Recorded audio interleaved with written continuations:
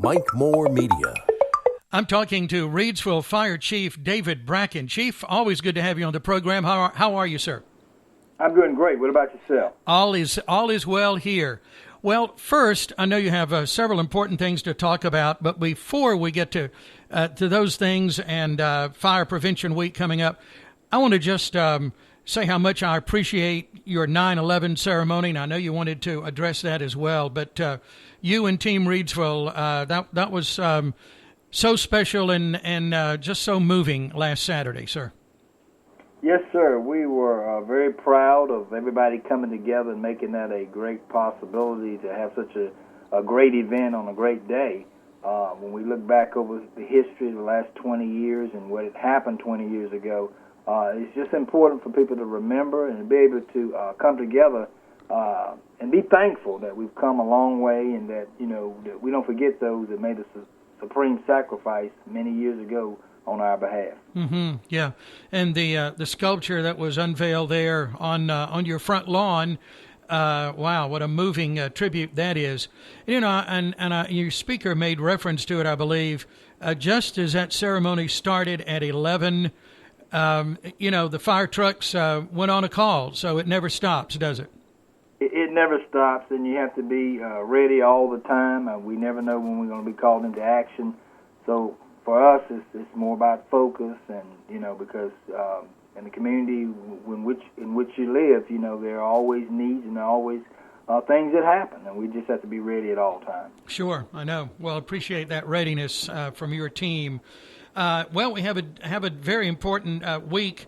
It's really something we should do all year long, but Fire Prevention Week is coming up in October.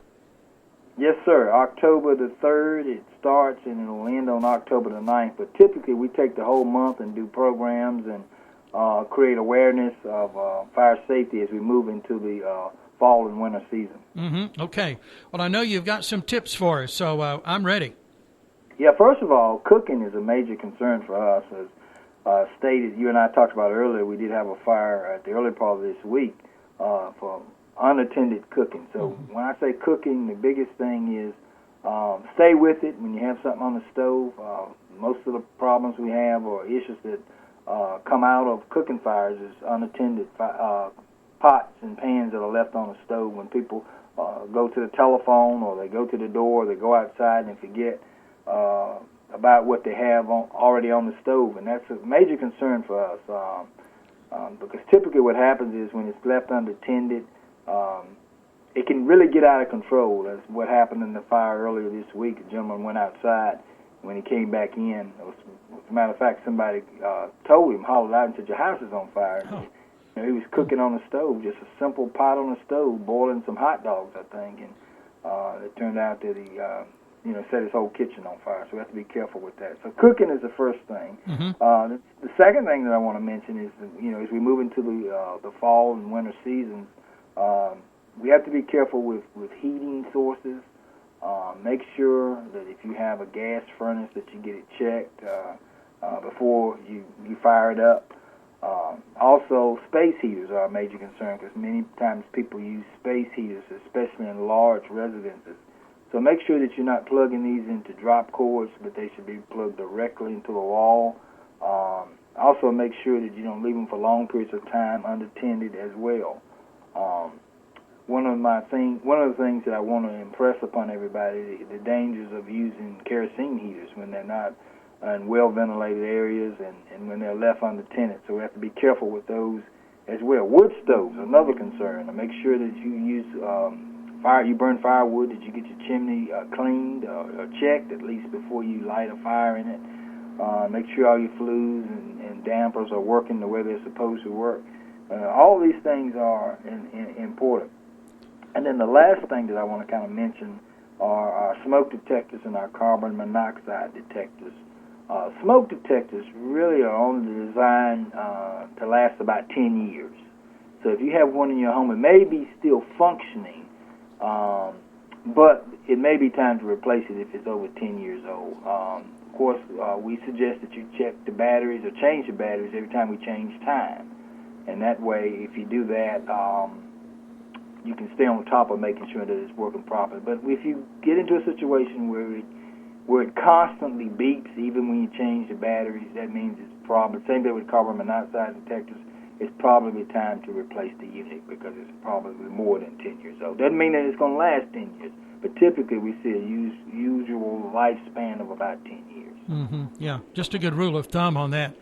And I believe we can get those smoke detectors right there from you. Yes, sir. We will give you the smoke detectors and the batteries. If you live inside the city, we'll even come out and put it up for you. So there's no reason for no residents to not have a working smoke detector in their home. Mm-hmm. Yeah, and that's you said a key word there, working. You know, there, as we all know, there have been fires where smoke detectors are there, but the batteries were dead, and that's not going to do much good. It's not going to do much good, and a lot of times when people are cooking and it sets off a smoke detector, they'll take the batteries out because it's annoying, when you have smoke and an alarm, but it's doing its job. But they forget to put the batteries back in. Yeah. So it's important for us to always, in most cases, most of your modern day smoke detectors, they have a battery backup and they're hardwired in, so you have both. If the power goes out, you still have a battery backup, and one backs up the other. So it's important that if your home is wired for that you make sure you put the right smoke detector in. Mm-hmm. Sure. Okay. So some good prevention tips, that's for sure. Okay, as you said, Fire Prevention Week, October 3rd through 9th, but really you take care of that all month long with special programs and things. So thank you for that. Yes, sir. I wanted to go over, maybe if you could, for those that may not know, I know you're constantly training and educating in schools and all of that. Tell us how the Reidsville Fire Department is structured, where your stations are, and what's involved in being a member of the fire department.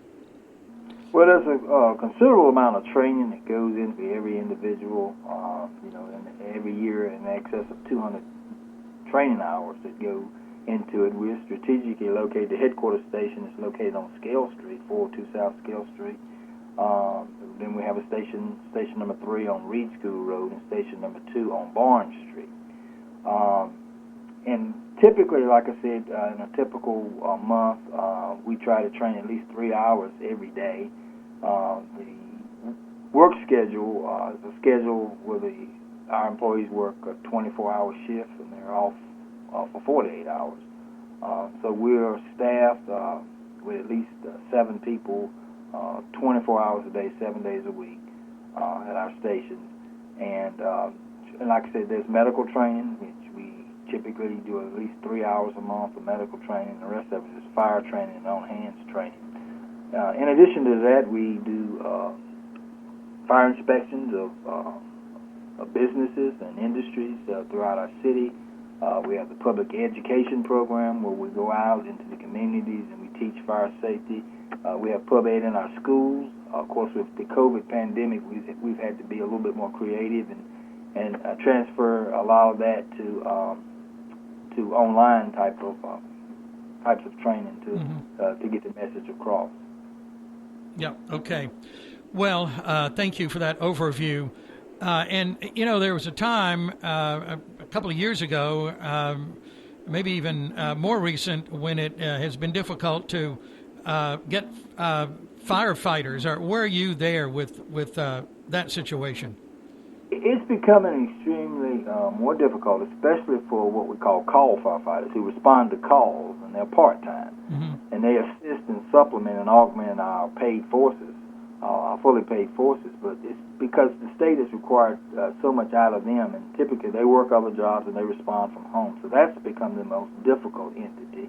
And then as other municipalities and communities hire paid people, of course, that shrinks the pool because we're competing with we compete with all the other departments around us that are hiring because there is a hiring shortage of emergency service personnel all around, and that's always recruiting is always a top priority, and sometimes it can be a difficult task because you're competing with so many other factors. Yeah.